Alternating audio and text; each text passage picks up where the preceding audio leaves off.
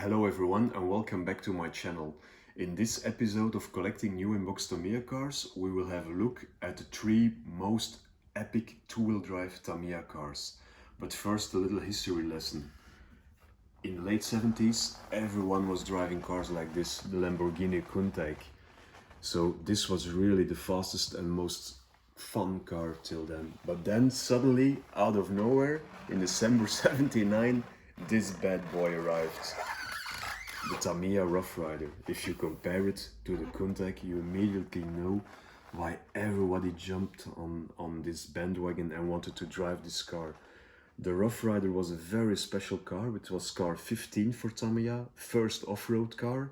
And although Tamiya was copied a lot with 12 scale on-road models, this set a completely new benchmark and attracted a whole lot of people into the hobby. Part of this popularity is the catalogs that Tamiya made. So this is, for instance, a catalog from '82, but probably the pictures date from '81, and you directly see the Rough Rider and the Sand Scorcher. They just were iconic cars, and they made you dream of things that you couldn't do with a normal car. So we will have a look at our first car, which is the Sand Scorcher. The Sand Scorcher was even more popular than the Rough Rider. This is one of the early boxes.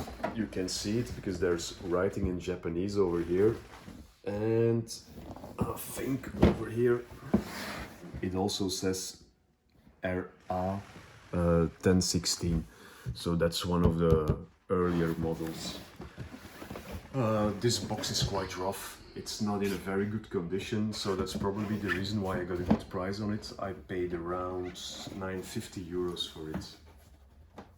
But when we look at the contents, it's really a sweet car. Just like all the other cars before them, the Sand Scorcher was virtually a maquette, a plastic model kit. So you had the car with all the accessories, the windscreen, there was a driver figure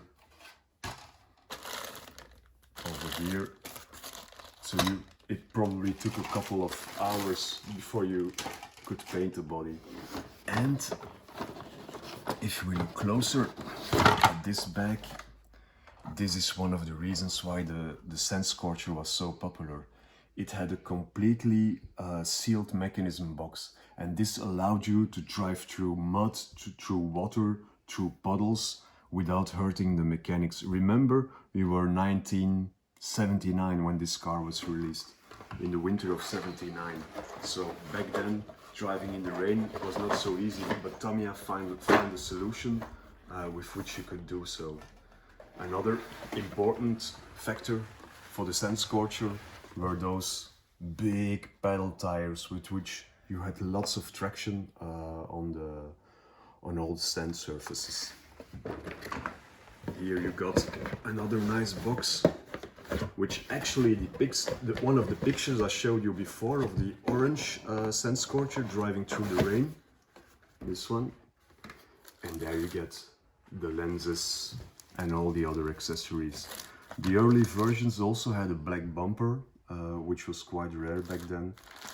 Speed controller with the sealed boxes, and also an FRP chassis plate. FRP actually means fiberglass reinforced plastic. So Tamiya is king of plastic, and with this they really made a new kind of chassis.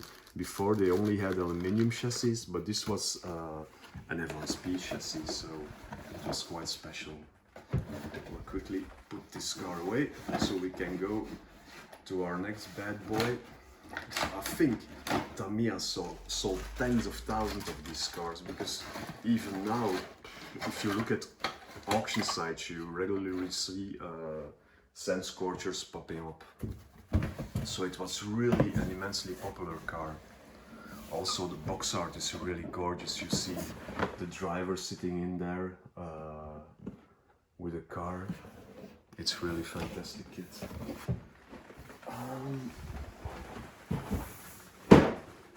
Exactly 10 years later, so now we're in '89, Tamiya made this car, and for many people this is the most beautiful two-wheel drive buggy, the Astute.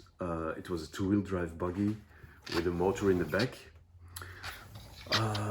It also had an under tray and very nice wheels. It shared the rear wheels with the egress. On this car there are some options like the high cap dampers, which the original car didn't have. If we take a look at the new in-box car, you see that is, compared to the Sand Scorcher, this is a virtually min box. It looks like it just came off the shelf. Remember, this is a car from '89, so really old. The packaging has also been changed compared to the car from 10 years earlier. We've got all the plastic parts, which are now in plastic bags. The dampers, which are the normal dampers in yellow. But still, they made a very nice part. What packaging is concerned, this is this part with the diff, the wheel hexes, pinion gear, chassis, also an FRP chassis, but this one is in black, no longer in green. Speed controller, big ball bearings, and when you look at the inside, you get all the other goodies like these front tires. These are really hard to get. They sometimes ask 50 euros for those tires. The rear spoiler with the pre-drilled holes and all the other parts. This is the body, which is actually shared with the Astute, which was later with the Super Astute, sorry, which was later re-released. This car over here, this was an optional and better engineered car, because the Astute was quite brittle car. And then the last two-wheel drive buggy is the Dyna Storm, and this car, it's from '92. It's car 58116, so it's exactly 100 cars younger than the Sand Scorcher. So if you compare the Sand Scorcher to this one, there's 100 cars in between, from 79 to 92.